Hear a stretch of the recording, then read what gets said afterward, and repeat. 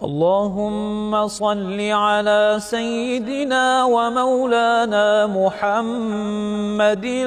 صاحب التاج والمعراج والبراق والعلم دافع البلاء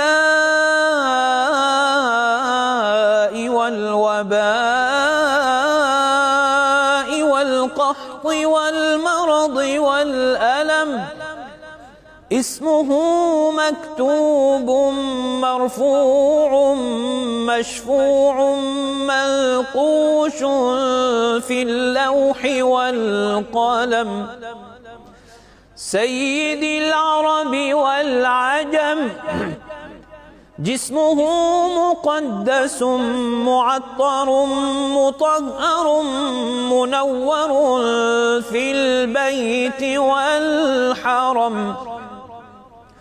شمس الضحى بدر الدجى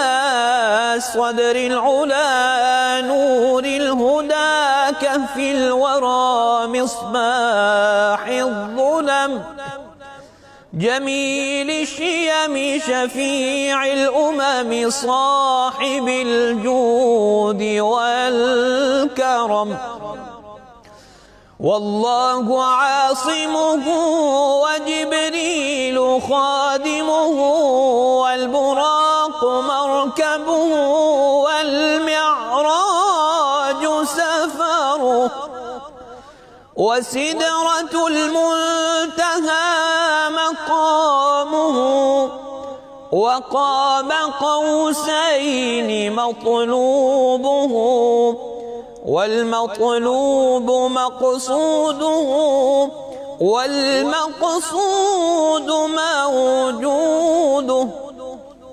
سيد المرسلين خاتم النبيين شفيع المذنبين أنيس الغريبين رحمة للعالمين راحة العاشقين مراد المشتاقين شمس العارفين سراج السالكين مصباح المقربين محب الفقراء والغرباء والمساكين سيد الثقلين نبي الحرمين إمام القبلتين وسيلتنا في الدارين